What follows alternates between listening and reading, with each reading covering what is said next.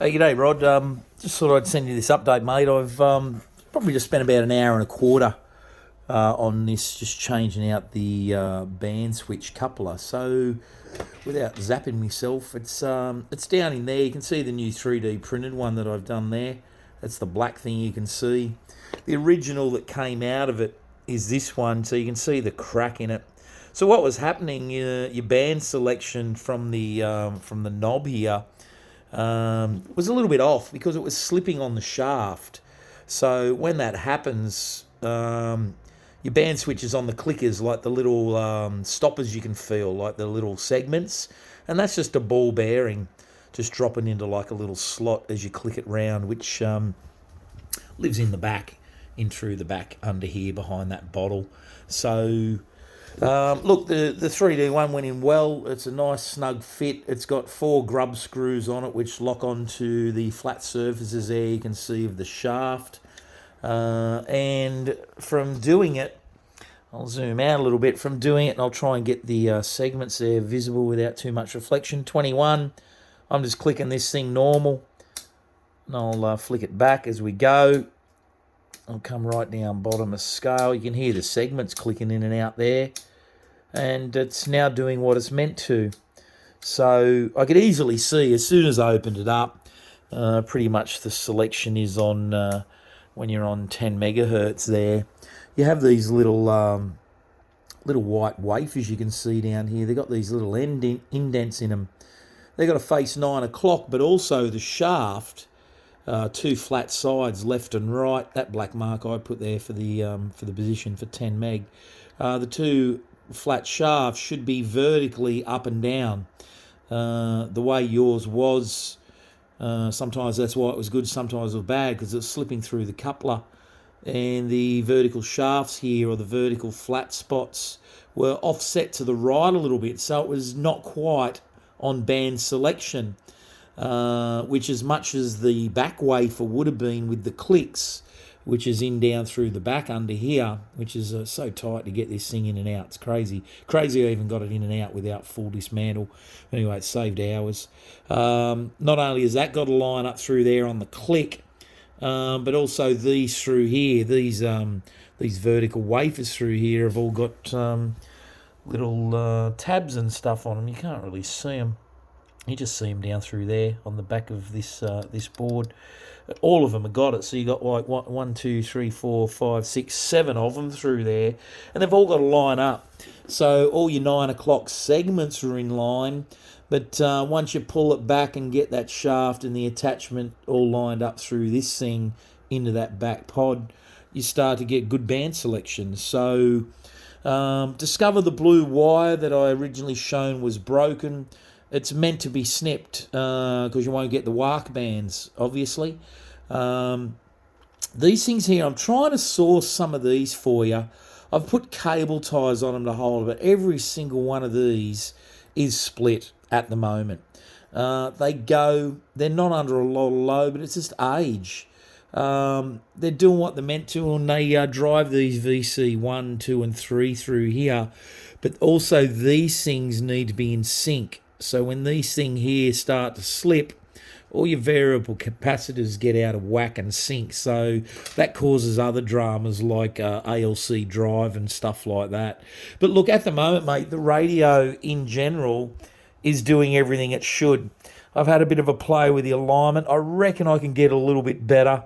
And that's just receive versus TX position on particular service bands like 14175, 7150. Like you got particular bands that you need to set the radio to, and should get this drive control at the 12 o'clock position, which is a pretty standard spot to have it at. Which is like them segments, them variables sort of sitting at 90 degrees to the left there at 12 o'clock. So it's slightly off in some spots that I've noticed. Like it's ever so slight. I'm a bit bloody fussy. If it's got to be on there, it's got to be on there in my head. But they're that close. Look, at the end of the day, I might spend 15 minutes on it just to muck around with it. But, mate, it's TX and 100 watts everywhere. Loading it up fully. knocking the IP back once we get there. She's 100 watts, no problem at all. Just keep in mind, when you do load it, especially the higher up the band we get, and probably down low at 1.5 selection for 160 metres, always start with the carrier control like 12 o'clock or more to get ALC. If you find you're not getting an ALC movement on the meter, whack the carrier control up a bit more. Once you got everything loaded, just get back into IP, look for your scale. You should be 220 milliamps comfortable, which is the top scale. 220 milliamps. Everyone thinks when you're running ALC to get the peak, it's through this ALC down the bottom. That's your voice in SSB, so don't be fooled that your meter has to deflect only through that scale. For tune up, it can be anywhere in full scale, all right? Most of the time, like, you're barely going to breach 150 milliamps.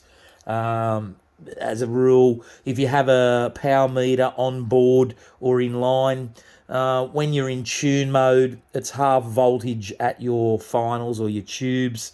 It's put about 125 volts DC in tune. It saves your bottles a little bit through the tune-up stage. I might give you a tune-up sheet, my tune-up sheet that I've created for the hybrid. It's the same for all of them. Just this model here runs a bit of a higher IP than the 520 once we get everything loaded. 520 likes 210 milliamps. This single like 220, 230 milliamps at the final stage. And, you know, pretty fine. And they're all the same, Rod, with the whole load and plate control when you're in CWRF going for maximum output, which is full scale on here. So fine sometimes, you know, you give it a little tweak off one and on another, and you'll instantly get like a good jump up through the needle. So you can be a bit fussy, easier to see once you have an inline power meter. Through that stage, you should get about 130 watts, 140 watts maybe, and then you back it off to that 100 watts through the carrier control. When you're in the IP scale, all it's doing is taking the plate voltage off. That's all it's doing. Instead of riding it full tilt, which is only producing heat through these things. Good opportunity to have an arc over event, which will blow your cathode resistors and all sorts of stuff. So peak it up, jump back to IP, knock the carrier control back to get going. And look, you can run FT8 and all on these things, and that's how you do it. You know, they don't like a lot of heavy duty cycle like a Digimode. The way to do it is to tune it up IP and knock your carrier right back to like 40 watts. Again, visible on a power meter, because they don't show, none of these hybrids show what output you're actually putting out in terms of wattage. So it's a bit of a drama. That's why they had all the accessories of external power meters and all that stuff, like an SW2000, an AT200 like you wanted or like you're trying to get, is perfect for this. Have it in line. You can put a dummy load off the back to be in dummy load to tune it. Click it into antenna mode through the AT200, and all of a sudden you're going to see the whole power output. If you've got a wire, you can tune your wire. And I'm running an AT250 through the wire that I had here, which just got ripped down with the bloody construction out the back. But anyway, mate, look, most important thing, we have good band control, no problem at all. She's not dropping in, she's not dropping out, and I'm pretty hard on. Even if I give it a yug and a tank, a yug and a tank, yug and a tug, or a yank and a tug, you know, it's not doing anything. It's staying where it's meant to stay. VFO control's all good. Everything's good. Just watch VBT and tone around full clockwise is normal mode, and you'll hear the sound change through here. So that's even doing its thing. A lot of guys think, oh, it doesn't sound right. It's that sucker. It's the variable tone control. So have it around here. It says normal and narrow. Run it on normal, which hopefully you're all over anyway. But all good, mate. No problem at all with this thing. Let me know if you've got a manual for it, because I've got one here. I could probably copy and replicate for you. Let me know. I might even take this thing to work tomorrow and run a copy off of this thing. I'll see how I go. If that's easy to do, it might not be because of the staples and stuff. But anyway, mate, we've achieved something here today. I'm about to put the PA back on. I'm going to look at the neutralisation, actually, because I noticed 10 metres was a little bit down. That could be due to neutralisation. So I'm just about to play with that and see if this thing is neutralised. I haven't tested that because it was giving me good output, but I just noticed something on 10 metres just now. So I'm going to have a bit of a muck around with the neutralisation. It takes me 10 minutes to do it. So might as well got it while I got things apart so I can adjust if I have to. But anyway, mate, all good. Take care. I'll keep in touch in the next couple of days. I reckon I'll have this thing ready by Saturday. I've got a bit of time again on it tomorrow if I need it. But, man, if I spend another half an hour here now, mate, I'm nearly done, I reckon. But overall, man, good radio. She's nice and tidy inside, so you've scored well here. Yeah, she's a top little unit. Anyway, mate, I'm spewing I haven't got an antenna because I'd plug it on the wire and see what I could hear. But I guarantee it's here and stuff for sure. Wouldn't doubt that in a million years. I might actually carry it out tomorrow and plug it into my half antenna that I got still listening to stuff. But the ladder line's doing most of the work on that thing at the moment. But anyway, mate, all the best. Take care. I'll be in touch over the weekend. Cheers, mate.